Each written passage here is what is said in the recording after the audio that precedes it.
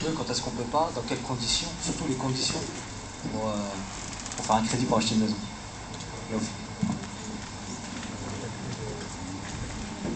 Salam alaikum. Moi j'ai deux questions. La première c'est s'agissant du vote en islam, parce que bientôt, dans quelques mois, on va être appelé à voter par rapport au présidentiel. Est-ce qu'on peut voter pour une personne dans laquelle figurent dans son programme des choses qui vont à l'encontre de nos croyances? Et la deuxième question, c'est quelle attitude est-ce qu'on peut adopter vis-à-vis des fêtes qui arrivent, comme Noël, etc. Quelle est l'attitude que peut avoir les musulmans?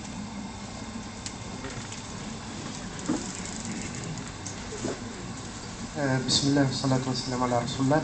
سؤالي ما أعرفش في الموضوع لا فيما يخص الموسيقى والآلات الموسيقية، ما هو المباح وما هو المحرم وما هو والغناء أيضا، هذا أولا.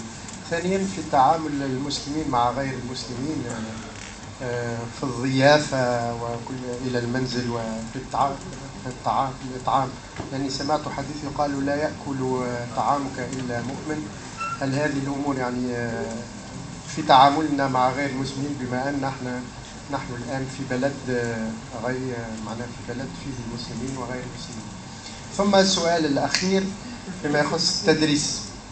بالنسبة للتدريس هناك كثير من الأخوات يعني يقرؤون القرآن وفي ساعة القرآن ولا يرتدين الحجاب، وهناك من هي ليست على طهارة، وهناك من يمتنعن من القراءة. بين الشيخ يوضح لنا الأمر هذا حتى أمور خاصة بالتدريس، ليست كالعبادة. هل ترى هناك الفرق وهل ترى هناك يعني مجال واسع في المسألة هذه؟ بارك الله فيك. Inch'Allah. Donc 3 questions à l'une. Inch'Allah. Si, Inch'Allah.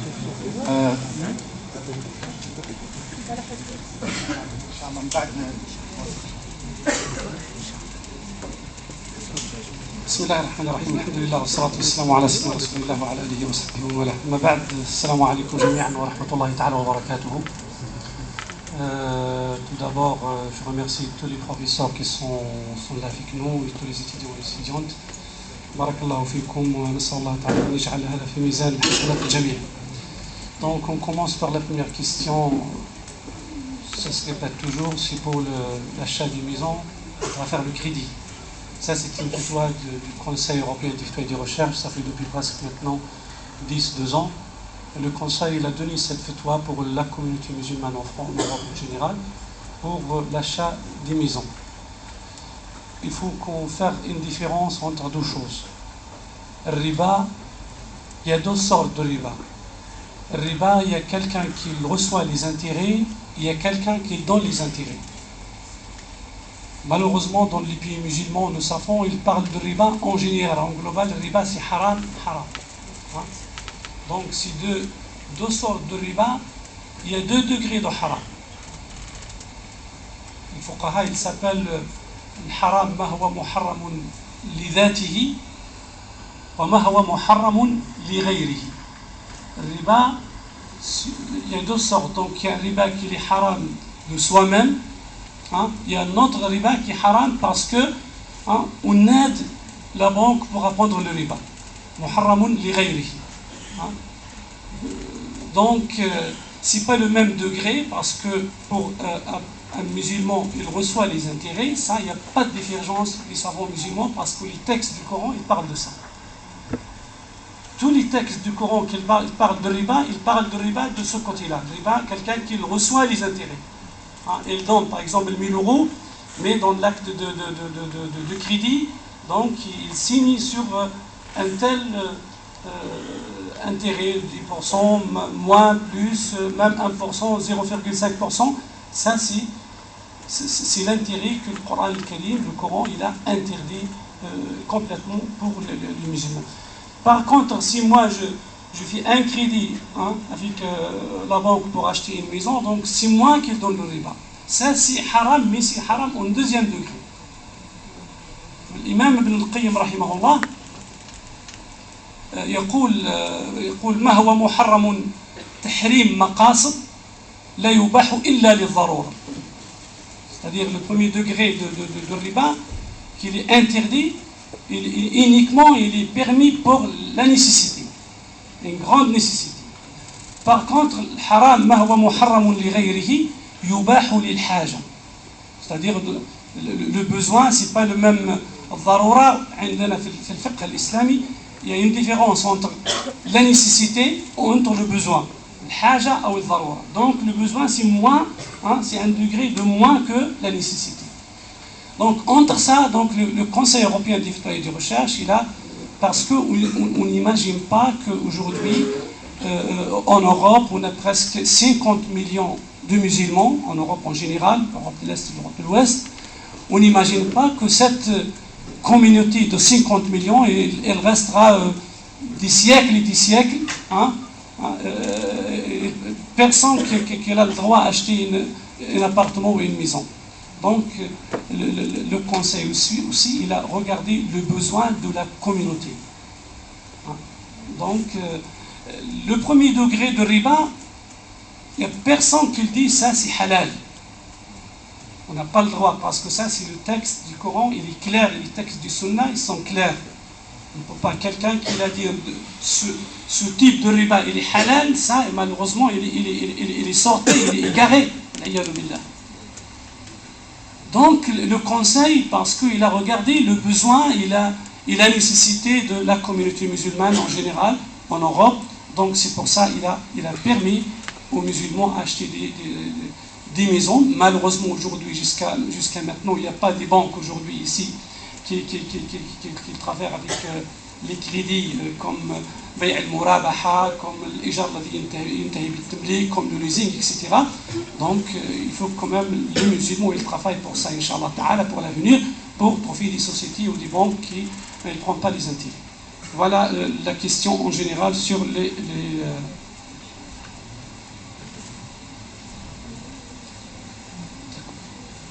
Bien évidemment, donc il est également possible de me faire parvenir des petits papiers si vous voulez poser vos questions. Donc vous me les faites passer, Inch'Allah, ici devant. Allah yajkoum bikhair. La deuxième question sur les élections. C'est vrai, à bientôt, on a des élections ici en France, 2012, élections présidentielles, et après il y a des élections à l'Assemblée nationale, municipales, etc. C'est quoi c'est-à-dire l'avis du musulman, ou des savants musulmans, même le Conseil européen d'études et de recherche, il a donné une fatwa. Il a dit quelquefois c'est devenu une obligation pour les musulmans. Nous ici, aujourd'hui en France et en Europe, on ne fait pas la comparaison entre un programme d'un musulman ou un programme d'un non-musulman. Maintenant, on a de l'extrême droite jusqu'à l'extrême gauche. Il y a des programmes, il faut quand même, nous, aujourd'hui, alhamdoulilah, vous êtes tous des cadres, il faut regarder les programmes. C'est quoi le programme qui vraiment est nécessité pour la société d'abord. On ne regarde pas que nous les musulmans, qu'est-ce qui nous concerne nous. On regarde d'abord qu'est-ce qui est bien pour la société. Parce que nous, on est une partie de cette société. À chaque mal qui fait à la société, donc il touche tout le monde. La crise financière aujourd'hui, donc il n'y a pas de différence pour la crise entre un musulman et un non-musulman. Donc il faut quand même voir d'abord les programmes. Il faut faire la comparaison entre les programmes. Donc c'est quoi le programme qui est mieux pour la société, pour sortir de la société des grands problèmes, le programme de la crise financière, du chômage, des problèmes sociaux, etc. Et en deuxième degré, on regarde c'est quoi aussi le programme qui est vraiment, il donne les droits pour les communautés et surtout la communauté musulmane. Donc à ce moment-là, quelquefois, par exemple, je donne un exemple, si par exemple les musulmans ici, presque aujourd'hui, on est presque 7-8 millions en France, si on ne vote pas, la communauté musulmane ne vote pas, et demain c'est l'extrême droite qui gagne les élections, on va tous embarquer dans les bateaux. Tout ça, il n'y a pas de différence entre les gens qui sont venus du bled et les gens qui sont ici en France. Pour eux, c'est la même chose. C'est un arabe, c'est un africain, c'est un indien, c'est un musulman, donc on est tous dans le même panier. Donc il faut quand même regarder d'abord l'intérêt de la société et le deuxième degré, l'intérêt de la communauté musulmane. Je connais des associations qui sont en train aujourd'hui de préparer des propositions pour donner ces propositions pour les gens qui sont candidats pour la présidentielle et pour négocier avec les candidats. Il est quand même prêt pour donner quoi pour la communauté musulmane. Donc il faut quand même, si vous trouvez des cercles dans les associations musulmanes qui parlent de ce sujet-là, il faut quand même essayer à donner votre avis de ce sujet-là. Donc, moi je trouve aussi les élections, c'est très important. C'est une obligation aujourd'hui. On n'a pas d'aujourd'hui, on dit il faut qu'on vote à gauche, ou droite, au centre. Donc, il faut chaque programme, donc chacun il faut étudier les programmes. Et je pense qu'aussi, c'est pas de l'intérêt de la communauté musulmane à donner instruction comme quoi on vote droite, ou gauche, au centre. Ça, c'est quand même c'est indiscutable. Mais le nécessaire que chacun il sait à fond le 31, c'est le dernier délai pour l'inscription, c'est le 31 décembre, c'est presque il reste 3 semaines. Il faut même aussi les autres dans votre entourage, les jeunes, parce que malheureusement les jeunes aujourd'hui, ça ne l'intéresse pas pour la politique, pour les élections. Il faut pousser tout le monde à inscrire.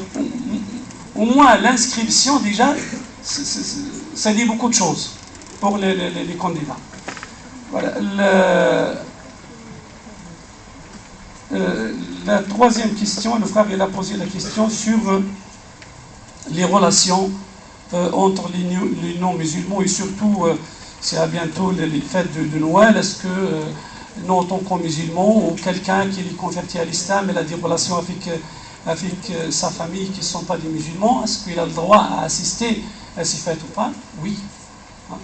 Parce que pour couper les liens avec la famille, ça c'est un grand péché. Le Coran Karim, يقول النبي عليه الصلاة والسلام واصبر على ما يقولون واهجرهم هجرا جميلا.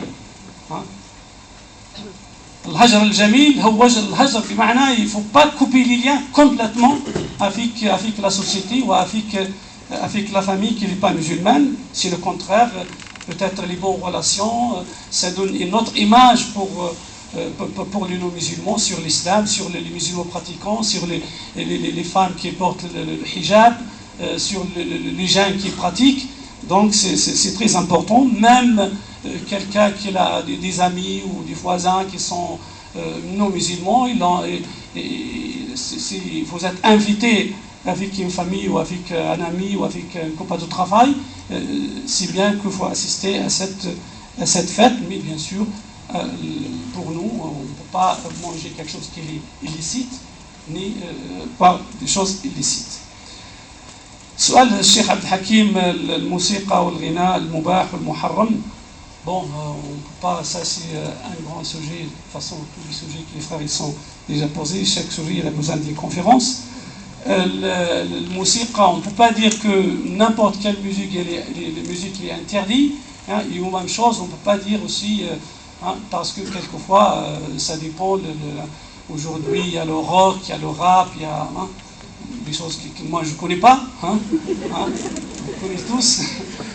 Donc pour moi, j'arrive pas à imaginer un jour j'écoute le rock ou le rap.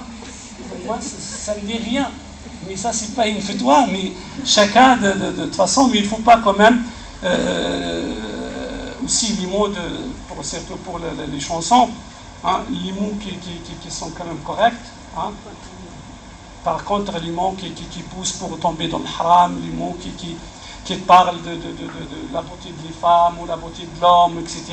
Ça, c'est des choses qui poussent les gens à tomber dans les péchés. Ça, c'est interdit. Mais quand même, en général, il y a une grande divergence entre les savants musulmans dans ce sujet-là. Mais l'essentiel que quelqu'un qui aime la musique, il ne faut pas quand même cette musique est devenue un drogue pour lui.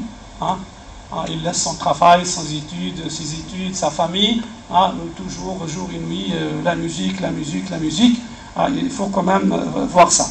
Même s'il y a quelque chose qui est licite, hein, le moment où on devenait malheureusement drogué de ces choses-là, parce qu'on peut quitter la prière, on peut oublier la prière, on peut prier notre travail, nos études, notre obligation, à ce moment-là, il devenait illicite. السؤال الشيخ عبد الحكيم لا يأكل طعامك إلا تقي لا أدري مدى درجة هذا الحديث. Je ne pense pas que ce hadith il est valable parce que le prophète alayhi salatu wassalam, il a des bonnes relations le moment où il est en Médine. Voilà. C'est-à-dire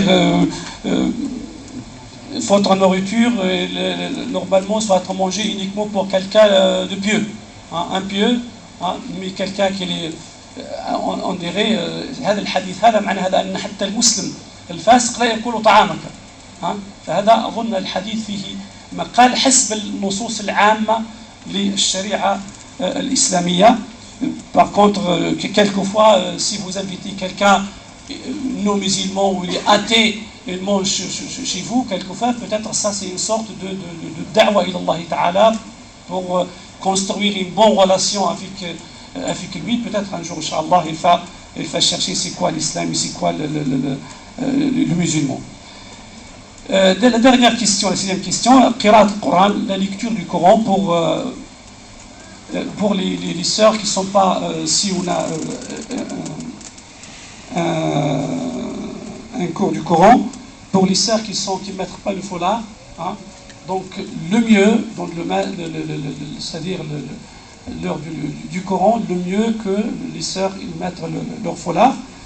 Et pour les sœurs qui sont timides ou ils sont inhibées, comme quoi la foi de la femme c'est une aura, elle n'a pas le droit à réciter le Coran devant le professeur, si c'est un professeur un homme, ou devant s'il y a une classe mixte, ils n'ont pas le droit de faire ça. Ça, c'est juste une idée, une avis minoritaire, une avis d'un groupe des savants hanbalites qui disent Sawt al-mar'a, il n'est pas valable qu'un homme il écoute la voix d'une femme. Mais bon, le prophète alayhi salatu wassalam, lui-même, il y a des femmes dans sa mosquée, donc il pose des questions avec la voix haute et tout le monde écoute les questions de ces femmes-là. Et si la foi de la femme elle est interdite, donc le prophète elle peut pas accepter ça devant tout le monde. Donc on est là aussi pour apprendre. Si cette sœur qui est en train de réciter le Coran, ou elle refuse à réciter le Coran, comment elle va apprendre le Coran si elle fait des fautes? Donc le prof c'est lui qui le corrige. Et il faut quand même voir ça, donc il n'y a aucun problème de ce côté-là. Et nous, alhamdoulilah, ici à l'Institut, on essaye le maximum d'être, Inch'Allah, sur le bon chemin. Si nous-mêmes, les responsables de l'Institut, on trouve que c'est illicite, pourquoi on accepte ça? Si on trouve quand même aussi la mixité dans la classe avec tout le monde qui respecte, tout le monde qui vient ici pour apprendre l'islam, pour apprendre la langue arabe, si on trouve que cette mixité n'est pas permise en islam, pourquoi on accepte ça? On est là pour l'adoration d'Allah subhanahu wa ta'ala. On est là, on n'est pas là pour faire des péchés. Voilà.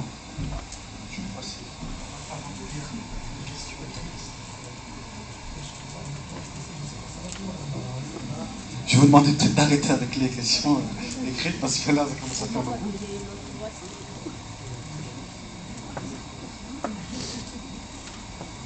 Bismillah. Alors, ma question concerne ce qu'on appelle le zawaj al-shara'i, le mariage avec la Fatiha uniquement sans le contrat à la mairie. Il y a deux positions qui se présentent.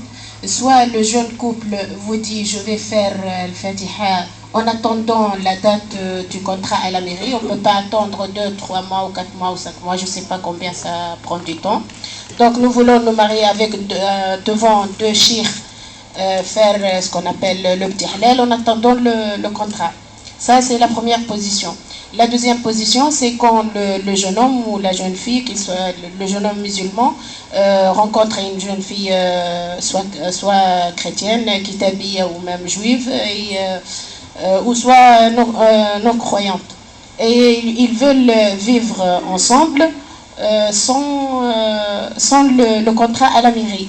Le jeune musulman vous dit par exemple, je voudrais proposer de faire le halal avec la Fatiha devant les témoins, les chouyours, tout ça, et ma copine ou ma femme ne souhaite pas faire le contrat devant la mairie. Surtout qu'on sait que le contrat devant la mairie, c'est surtout pour garantir les droits de la femme. Donc, si la jeune femme elle-même ne tient pas trop à ses droits, dans ce cas, que faire avec un jeune musulman? Voilà. C'est une question qui revient assez souvent, donc je pense que... il y a... Oui. Ma question concerne le don du sang. Est-ce qu'il est valable? Le don du sang? Oui. Oui. Est-ce qu'il est valable puisqu'il est anonyme en fait? On ne sait pas si on le donne à un musulman ou à un non-musulman.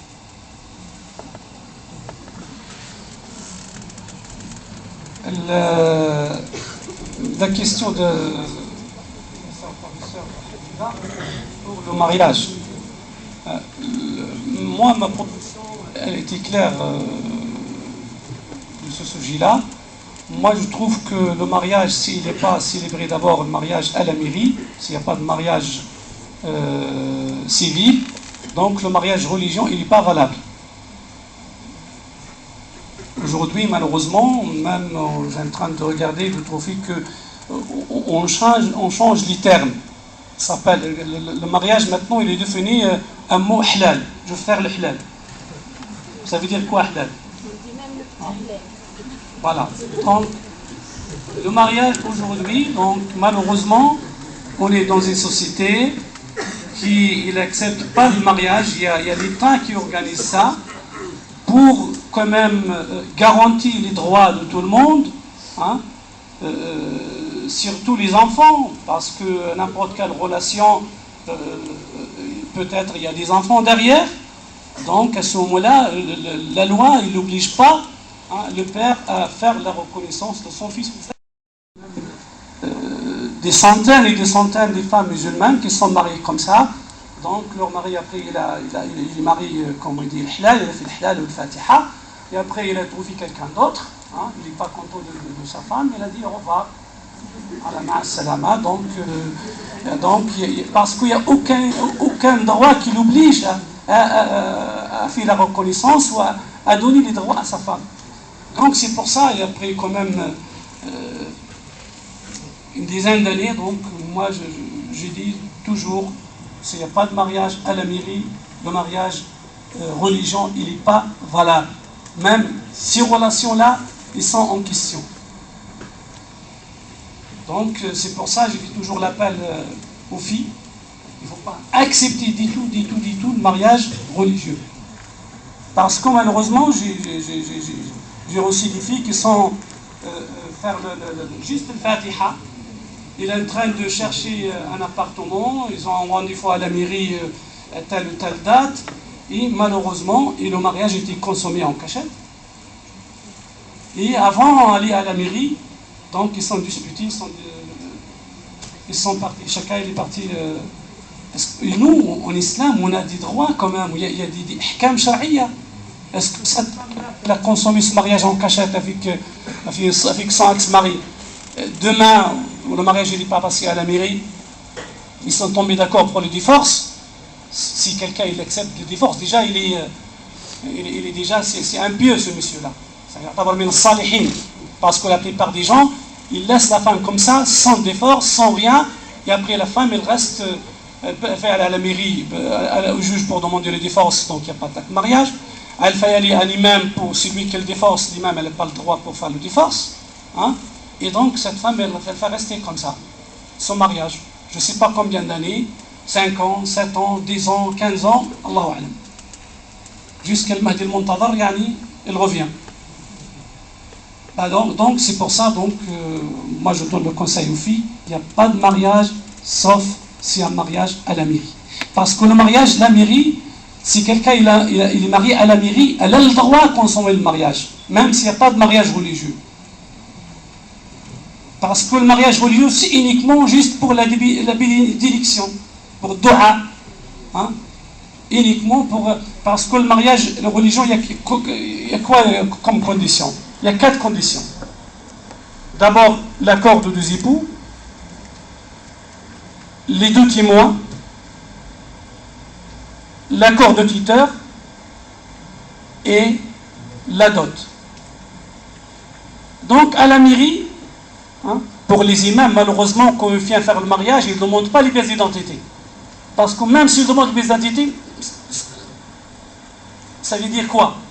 Parce que lui, ce n'est pas une autorité. Hein? Par contre, à la mairie, il fait une annonce à la mairie comme tel ou tel, ils font marier à telle date, s'il y a quelqu'un qui demande de papier officiel, etc.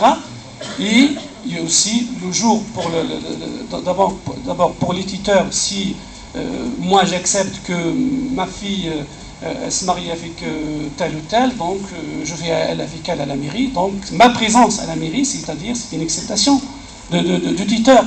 Il y a 2 témoins, il y a l'accord de 2 époux, hein, et ce qu'il reste, c'est quoi la dot? La dot chez tous les savants musulmans, hein, qu'on peut donner la dot avant le mariage, ou on peut donner la dot après le mariage, même avant le divorce, s'il y a un divorce, hein. Donc on peut dévirer la dot à une date non fixée. Donc tout ça, donc c'est pour ça, moi je fais appel aux filles et aux parents de filles aussi, et on appelle aussi pour les imams, il faut arrêter ce drame, parce que c'est un drame aujourd'hui. Il y a beaucoup de femmes qui souffrent à cause de ça. Voilà. Ce sujet-là? Si le couple, ils n'ont pas de papier, ils veulent se marier, est-ce que c'est... Ah, c'est une bonne question, ça. Ben, il faut résoudre le problème du papier d'abord. Ben, d'abord, le mariage religieux, il ne résoudra pas le problème du papier. Hein? C'est toujours des clandestins. Donc il faut aller à la mairie d'abord, si quelqu'un a des papiers. Il faut aller à la mairie pour résoudre ce problème-là. Hein? Peut-être les consulats. Malheureusement, les consulats, ils ne font pas le contrat. Ils ne font pas les contrats de mariage, sauf s'ils sont de même pays, parce qu'ils sont des Algériens tous les deux, ou des Tunisiens tous les deux, ou des Marocains tous les deux. Ils demandent aussi les papiers, carte de séjour ou la nationalité. Voilà, donc il faut, ça c'est un grand problème, il faut quand même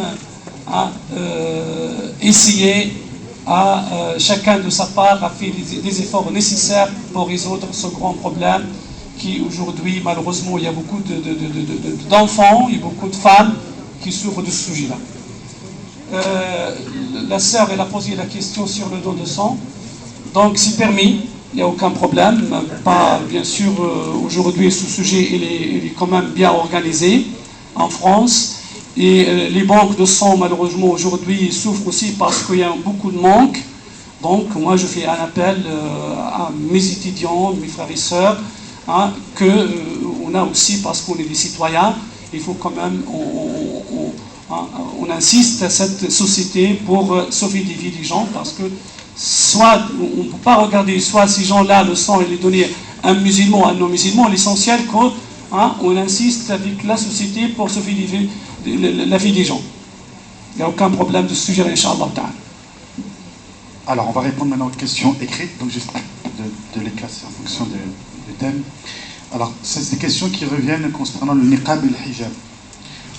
Où est-il clairement écrit que le hijab est obligatoire? Ça, c'est la première question. Ensuite, une question relative donc, toujours au hijab, donc la femme qui travaille. Une femme a-t-elle le droit de travailler? Déjà, ça c'est une question à part. Et une femme a-t-elle le droit d'enlever son voile au travail, pour aller travailler? Ensuite, ça c'est une question concernant le niqab cette fois-ci.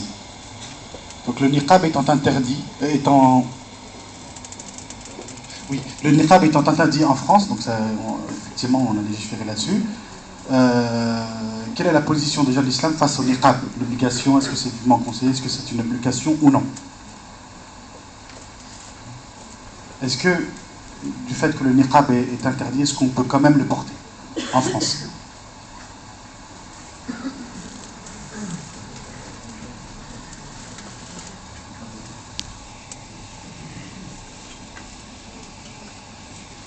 La première question de Salah, c'est-à-dire c'est quoi le texte qui oblige le hijab?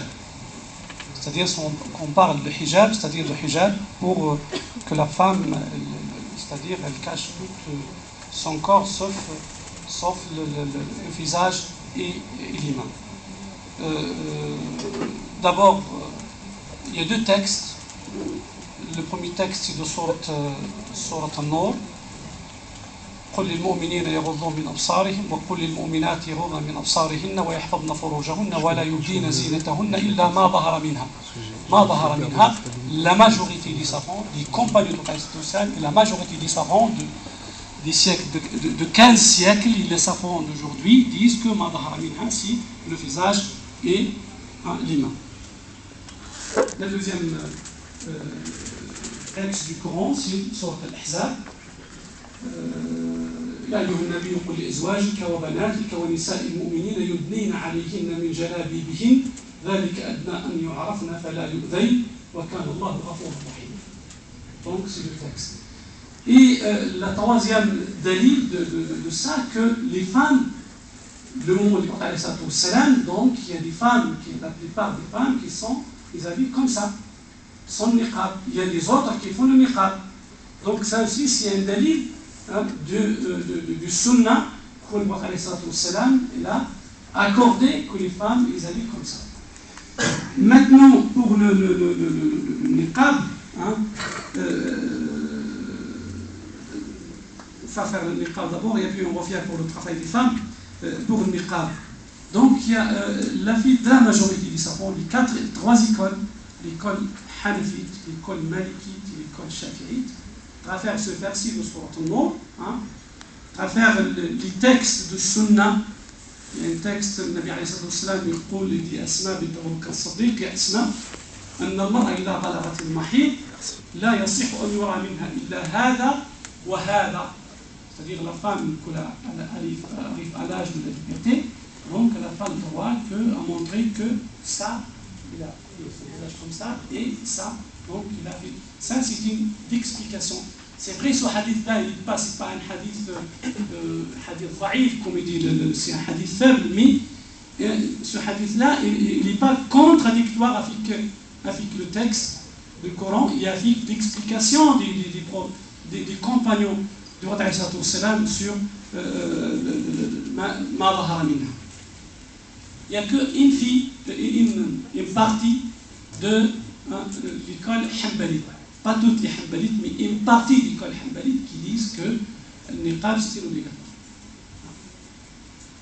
Donc nous aujourd'hui, dans le fait de l'UIF, l'USH, la plupart des associations des savants en France ici, donc ils sont avec cet avis de la majorité des savants. On a quand même conseillé nos frères et nos sœurs qui obligent leurs femmes ou leurs filles à mettre de niqab. On a dit que mes frères, il ne faut pas pousser la société à faire une loi contre le niqab, contre les musulmans. Malheureusement, la loi est faute. Et donc, aujourd'hui, on a, c'est pas uniquement la loi est votée l'année dernière, et aussi la loi qui a été votée le 15 mars 2004 pour le hijab pour les filles à l'école. Donc, nous, on dit soit pour le niqab, soit pour le hijab. Pour nos filles, quand même, c'est obligatoire pour continuer les études. Parce que le rôle de la femme musulmane aujourd'hui dans la société et dans la famille, c'est important, très important. Parce que la société, elle nous pousse avec ce loi-là, pour comme ça, on garde nos filles à la maison.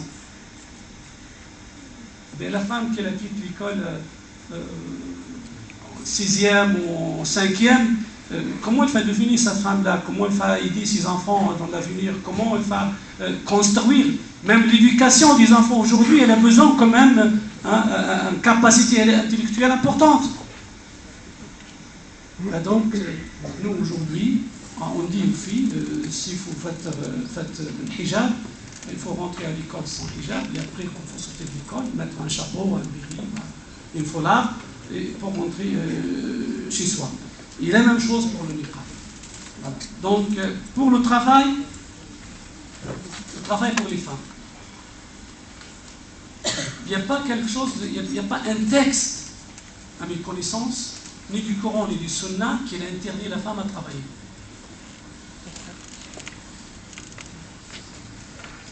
Je ne connais pas un texte qui parle de ça. Mais bon, ça, si, il reste un accord entre la femme et son mari. Hein. S'ils sont d'accord pour le travail, c'est eux qui essayent à trouver une solution pour ce sujet-là. Mais pour dire, parce que le travail, c'est une adoration d'Allah subhanahu wa ta'ala. L'amal huwa ibad. Le prophète alayhi salatu wassalam, un jour, il a regardé la main de quelqu'un, ça se trouve qu'avec le travail, sa main est un peu abîmée. Il a dit, cette main, Allah Ta'ala, il aime cette main, et le prophète, il aime cette main, parce que quelqu'un qui travaille, on peut dire la même chose. Parce qu'on ne peut pas comparer aujourd'hui la société où on vit aujourd'hui, hein, même ici en Europe ou dans nos pays aussi, comme la société de 3 ou 4 ou 5 siècles derrière. Il y a beaucoup de choses qui sont changées. Aujourd'hui, les gens, ils travaillent hommes et femmes, mais ils n'arrivent pas à accomplir à la fin du mois la nécessité de la famille. Mais bon, quand même, il faut quand même trouver un équilibre pour le travail et pour, soit du côté de la femme, soit du côté de l'homme, il faut trouver un équilibre pour la famille aussi, parce que les enfants, ils ont des droits aussi. La femme, elle a des droits pour son mari, le contraire, la même chose. Il faut trouver cet équilibre pour vivre ensemble et pour construire une famille et pour continuer ensemble. Donc, moi, je ne dis pas que le travail, aujourd'hui, il n'est pas valable.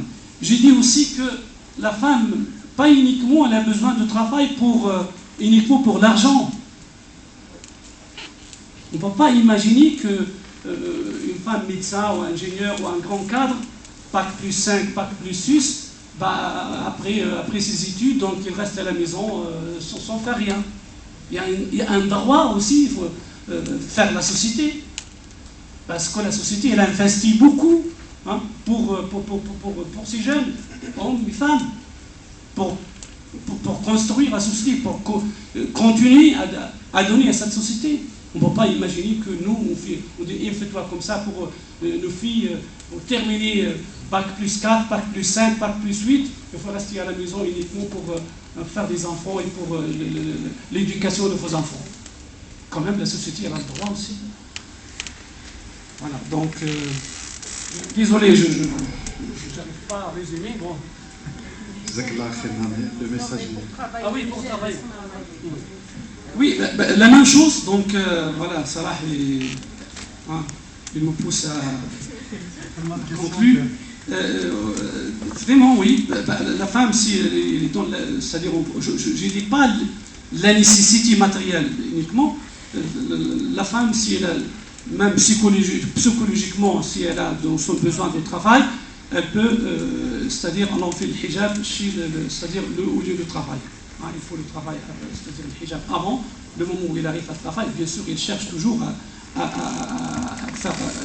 trouver un travail avec le hijab. C'est pour ça aujourd'hui, moi, j'ai dit aux frères, il y a des gens qui je réponds en même temps à une question, il y a des frères qui posent la question, pour est-ce qu'on a le droit de faire des crédits pour offrir une société, pour créer une société. Moi, je dis si, parce que jusqu'à aujourd'hui, le Conseil européen n'a pas donné cette fatwa, uniquement le fatwa du Mizan. Moi, je dis si cette société va créer l'emploi, parce qu'on ne peut pas rester dans la société que du consommateur. Il faut quand même amener quelque chose pour la société aussi. Et diminuer le chômage. Et le chômage de notre société, surtout pour la communauté musulmane, c'est vraiment énorme. Et donner la priorité au travail pour les filles qui sont terminées leurs études. Donner le travail d'abord, la priorité, au lieu de donner le travail pour les garçons, donner d'abord le travail pour les filles.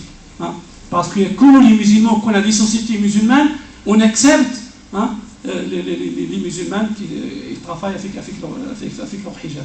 Soit quelqu'un a une agence de voyage, ou une agence d'immobilier, ou n'importe quelle société, donc il a le droit, parce que ça, c'est un choix personnel. Donc, si vous êtes directeur d'une société ou propriétaire d'une société, vous pouvez accepter avec vos choix.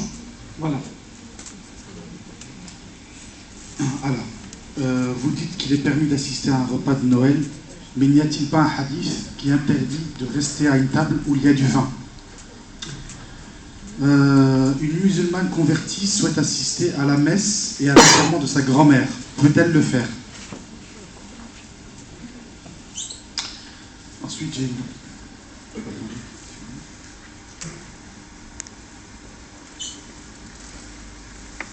quel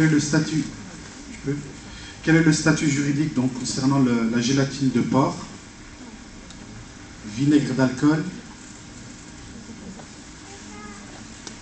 et vinaigre de vin?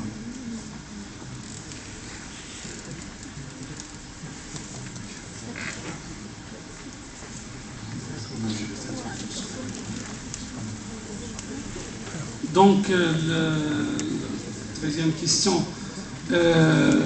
Oui, c'est vrai, quelquefois, comme j'ai dit tout à l'heure, on peut assister à une fête, comme les fêtes de Noël pour les gens qui nous invitent, hein, mais quelquefois, il y a de l'alcool, de la table qu'on mange.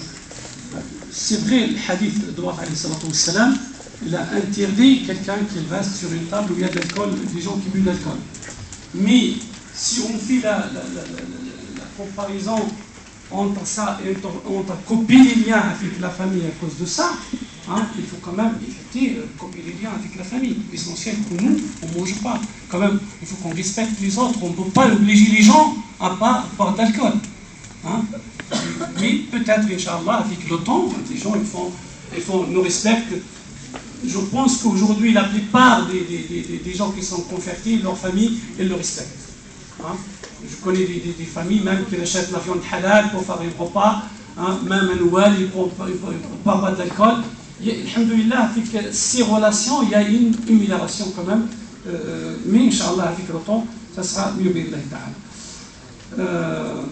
Est-ce que quelqu'un qui a perdu quelqu'un de sa famille, lui il est musulman, sa famille elle n'est pas musulmane, est-ce qu'il a le droit d'assister à l'enterrement de sa famille? Oui, il y a une fatwa de Conseil européen d'histoire et de recherche qui a permis à ça, parce que ça aussi, ça rentre dans les relations, même si on avait sirat al-rahim, hein, il y a un droit quand même, surtout quelqu'un qui est proche. Hein, il y a un des parents, ou un des grands-parents, ou un frère, ou une sœur, ou un ami. Hein, donc on a le droit, Inch'Allah Ta'ala, à assister sans problème, à condition qu'on ne fait pas la prière, hein, sur ces gens-là, on ne fait pas aussi du dua pour eux. Mais même, on rentre à l'église, on ne fait pas du dua, mais on fait être là la même chose pour l'enterrement dans le cimetière. Le gélatine de porc, si on trouve vraiment s'il écrit gélatine de porc, il faut éviter ça. Hein. S'il écrit gélatine tout court, hein, on peut l'utiliser. Le vinaigre de l'alcool et le vinaigre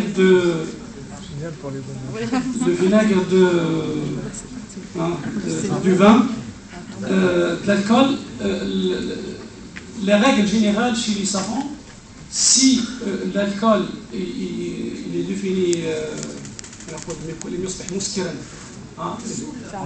on est franc, et la même chose pour l'alcool. القاعدة أن الخمر إذا تخللت حلت. Si il devenait un vinaigre, il est devenu valable. Halal. Mais si on trouve un vinaigre normal, il y en a, alhamdoulilah, il faut éviter tout ça. Mais quelqu'un qui utilise ça, on ne peut pas dire ça c'est haram.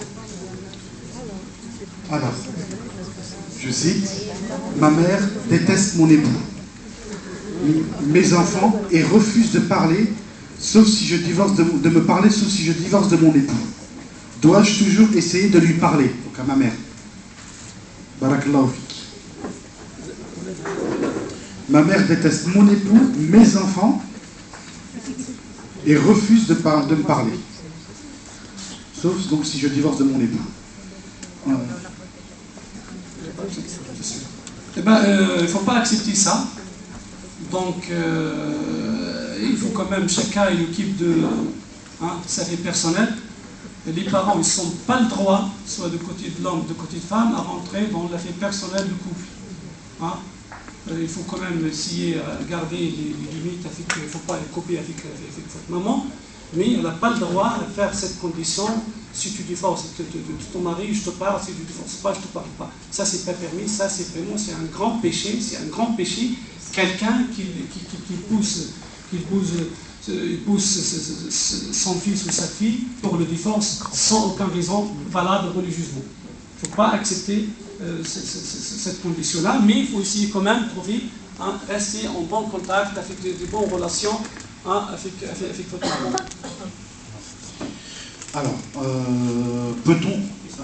Non, je vais te poser cette question-là. La communication téléphonique entre deux personnes voulant se marier pour mieux se connaître est-elle licite? Ensuite, lorsque nous sommes jeunes célibataires, quelle est la priorité entre le Hajj et le Umrah? Faut-il se marier avant? Ensuite, peut-on hériter d'un non-musulman? Et peut-on également hériter de biens acquis illicitement ou à crédit avec un riba? Et peut-on hériter d'un non-musulman? Peut-on hériter de biens acquis illicitement ou à crédit riba?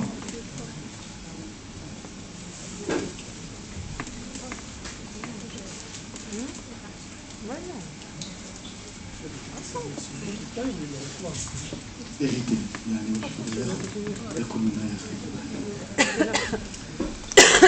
Donc, pour les jeunes qui sont célibataires, où ils cherchent le mariage, c'est-à-dire le chat, par l'internet ou par téléphone, quand même, il faut quand même des limites. On n'a pas le droit à parler à tout.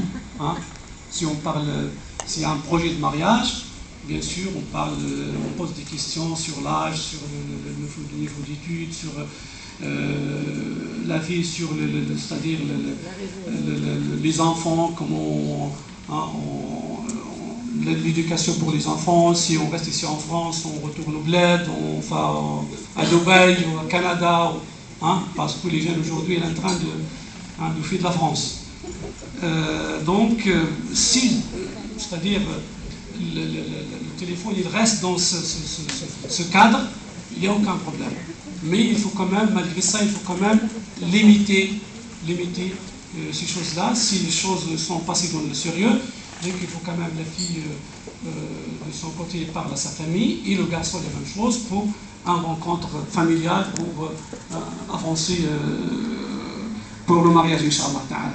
Mais pour rester comme ça uniquement pour parler des choses qui ne sont pas quand même, pas le droit, quelqu'un qui n'est pas marié, parle avec une femme ou une femme parle avec un homme, sur des choses, ça se passe uniquement entre le couple marié.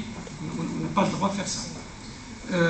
Est-ce que pour les célibataires, est-ce que le mieux il fait le Hajj d'abord ou le Umrah, ou le mieux qu'il attend jusqu'au mariage? De toute façon, ça dépend si sa capacité financière elle est bien, ou il n'a pas encore trouvé la femme qu'il cherche, ou la fille n'a pas trouvé quand même l'homme qu'il cherche, et donc il y a des capacités pour aller au Hajj. Le Hajj c'est une obligation. À ce moment-là, si vraiment elle a une petite capitale, elle a collecté une petite capitale, soit il fait le prénage, soit il fait le mariage. À ce moment-là, on dit le mariage avant, surtout s'il a peur de tomber dans le haram. Pour l'héritage, est-ce que le musulman elle a le droit à hériter un non-musulman? Pour les convertis, oui. Pour les convertis, ils n'ont pas le droit. Ça a été une fatwa du Conseil européen de recherche. Elle a donné cette fatwa pour les convertis à arrêter leurs proches. Au moment de la mort, donc elle a le droit à arrêter. Parce que le hadith de Nabi alayhi salatu wassalam, le musulman n'a pas le droit à arrêter un non-musulman, le non-musulman n'a pas le droit à arrêter un musulman. Il y a Ta'wil, Abu Mu'ad ibn Jabal ibn Abbas, il a dit que le musulman qu'il est en guerre avec l'islam et avec les musulmans. Ça c'est l'interprétation. Donc à cause de ça, donc, le Conseil il a donné une fatwa qu'on a le droit pour les musulmans qui sont des proches non musulmans, ils sont le droit d'héritage. La même chose pour si le mal, c'est-à-dire cet héritage où il y a une partie d'héritage il n'est pas illicite, hein, ça c'est pas vous qui êtes responsable de cet héritage-là. Hein. Le responsable principal de licite et illicite de ce bien, si le propriétaire de cet patrimoine, voilà, de ce bien. Mais pour vous, après, le moment où vous arrêtez de il faut quand même essayer, si par exemple il y a une partie de l'argent qui travaille dans le haram, il faut arrêter ça, il faut changer ça pour les sociétés qui travaillent dans le halal, Inch'Allah. Les autres 15. On arrête, on continue. Vous n'êtes pas faim? J'essaie d'être le plus concis possible, Inch'Allah, pour faire. Je ne vais malheureusement pas pouvoir répondre à toutes les questions, elles sont trop nombreuses. Je vais essayer de sélectionner celles qui me semblent plus urgentes, on va dire. Je vais vous poser une question qui est aussi importante, c'est la question de la relation avec les non-musulmans au travail. Doit-on les prévenir quotidiennement de leurs pratiques interdites? Doit-on leur dire, ou doit-on les conseiller, leur expliquer l'islam, même sans qu'ils ne posent des questions? On parle comportement, si j'ai bien compris. Ça, c'est une question. Ensuite, il y a un ensemble de questions qui se... est-il permis de travailler dans une banque sachant qu'on n'intervient pas dans les décisions de crédit? Le salaire provenant d'un tel travail peut-il servir à faire le hajj? C'est quelqu'un qui a un salaire, qui travaille dans une banque, est-ce qu'il peut faire le hajj avec, sachant que ce dernier n'est-il pas annulé, son hajj? Ensuite, une personne voulait savoir également quel était le nisab pour 2011 et nous donner en bref vraiment comment doit-on faire le calcul pour zakat de manière la plus simple possible. Voilà. Ouais, il reste juste deux, après c'est les deux dernières. La fatwa pour le crédit n'a-t-elle pas fait reculer les banques islamiques? C'est une bonne question ça. La fatwa pour le crédit n'a-t-elle pas fait reculer les banques islamiques? Et la dernière question, enfin, Inch'Allah, ensuite on clôturera. On se rend compte aujourd'hui qu'il y a des fraudes dans l'alimentation halal. Viande, bouillon de cuisine, etc. Que doit-on faire? Et comment différencier le vrai halal et le faux halal? Barakallahu fik.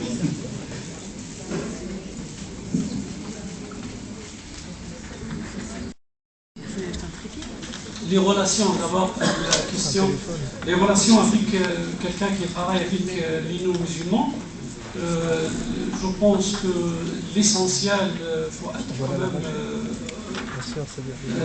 honnête dans le travail, hein, il faut quand même être respectueux dans le travail, et bien sûr, il faut discuter, bien sûr, le travail, c'est un lieu quelquefois de discussion, d'échange, voilà, bien sûr, à un certain moment, surtout pour, malheureusement, dans la société, il y a toujours la bise, il y a toujours poignée de main, il y a toujours de l'alcool dans les tables, etc. Et quand même, je pense que ça, ces choses-là, il faut être un lieu de discussion, pas pour transmettre nos idées, notre religion aux autres, Inch'Allah, mais je pense que quelqu'un qui est vraiment il est respectueux, les gens il le respectent, Inch'Allah, à condition que lui, il ne faut pas tomber dans ces choses-là, mais il ne faut pas quand même rejeter l'autre, il ne faut pas refuser l'autre parce qu'il boit de l'alcool, parce qu'il fait de la bise avec une femme, ou parce que, etc., etc. Il faut quand même... non, c'est pas chaque jour on parle que de ça. Hein. Donc, il faut quand même, voilà.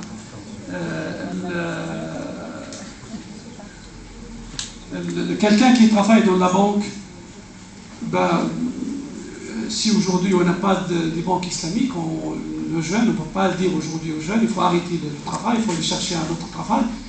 Si on donne cette fatwa, donc il y a des centaines et des centaines de nos jeunes garçons et filles qui travaillent aujourd'hui à la banque, il faut quitter la banque, il faut quitter le travail, il faut rentrer dans le chômage, malheureusement. Non, il faut continuer le travail, Inch'Allah Ta'ala, parce qu'on a besoin de cette expérience si le jour où il y a des banques islamiques qui s'installent en France, on peut utiliser cette expérience, on peut utiliser ces frères-là et ces sœurs pour travailler dans le domaine, Inch'Allah Ta'ala. Parce que c'est pas quelqu'un qui, aujourd'hui, il a terminé l'école, demain il rentre, il est devenu un banquier, il faut quand même une carrière dans le domaine. Enfin, donc, il ne faut pas quitter ça. Il peut quand même faire le hajj avec son argent. Parce que moi, je ne dis pas que...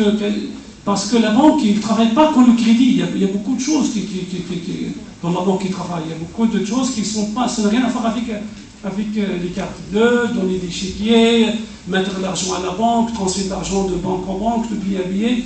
Donc, il y a beaucoup il n'y a pas que le haram. L'essentiel dans la banque, le haram, c'est uniquement les intérêts. Quand la banque donne de l'argent, elle reçoit des intérêts. Mais si quelqu'un il fait le hajj avec cet argent, d'abord je dis ce ne sont pas halal, mais même si lui il fait dans sa tête que cet argent il est haram, il part avec cet argent le hajj il est falable. Chez l'imam Mohammed, ils disent que quand même quelqu'un qui vole de l'argent, il fait avec cet argent il va faire le priénage, son priénage il est falable, s'il respecte bien sûr les shurut, mais malheureusement chez la majorité des savants, il n'est pas falable. Donc les frères ou les sœurs qui travaillent dans la banque, ou dans les sociétés d'assurance aussi, donc tout cet argent, ils sont, Inch'Allah, licites. Le seuil de zakat, cette année, dans le fatwa la semaine dernière, dans le fatwa, il a fixé le nisab. Le nisab cette année, c'est 3052 €. C'est-à-dire chacun qui a déjà 3052 € l'année dernière, et dans le Shahr Muharram, le premier de ce mois de Muharram 1433 Hijri, elle a 5 000 ou 4 000 ou 6 000 ou plus, il faut qu'il paye 2,5 sur la totalité de la somme. À partir de À partir de 3052 €. D'accord. Okay. Mais à condition que cette somme, elle est déjà une année qui est passée. Voilà. Comment on fait pour calculer ça, c'est une bonne question. Peut-être que le frère, on répond. L'avant-dernière, est-ce que cette fatwa du Conseil européen n'est pas retardée les banques islamiques en France? Ça, je ne peux pas dire c'est un mensonge, mais ça, c'est pas la réalité, c'est pas vrai. Malheureusement, il y a des frères, quelques imams qui ne sont pas d'accord avec le Conseil. Ils a transmis cette idée que les banques en France ne sont pas installées à cause de cette ça, c'est pas vrai. Parce que on a expliqué plusieurs fois, on a dit si les banques islamiques qui s'installent en France et en Europe en général, le Conseil il est capable à revenir de cette fatwa. Mais aujourd'hui, malheureusement, il n'y a pas de banque. Même en Grande-Bretagne, il ne marche pas très bien. Il y a une ou deux banques qui ne marchent pas très bien. Donc aujourd'hui, on continue à faire des crédits. Tous les jours, Inch'Allah, où les banques s'installent, le Conseil il est prêt pour revenir de cette fatwa. Ça aussi, c'est un grand sujet pour la viande halal et pour l'alimentation halal. Malheureusement, aujourd'hui, on a quelques organismes qui travaillent sérieusement, comme Halal Service, comme ABS qui travaillent. Et la plupart, malheureusement, des organismes qui contrôlent la mosquée, soit la mosquée de Paris, soit la mosquée d'Ivry, soit la mosquée de Lyon, malheureusement, cette contrôle n'est pas vraiment sérieuse pour donner la confiance à la communauté musulmane. Mais bon, j'espère, Inch'Allah, avec le temps, hein, on va y arriver. C'est un grand problème, de toute façon. Voilà, barakallahu fikoum, mais je suis désolé pour les frères et sœurs que je n'ai pas répondu aux questions. Barakallahu fikoum, on remercie notre cheikh donc, pour avoir répondu à toutes ces questions. Vous avez la possibilité également, par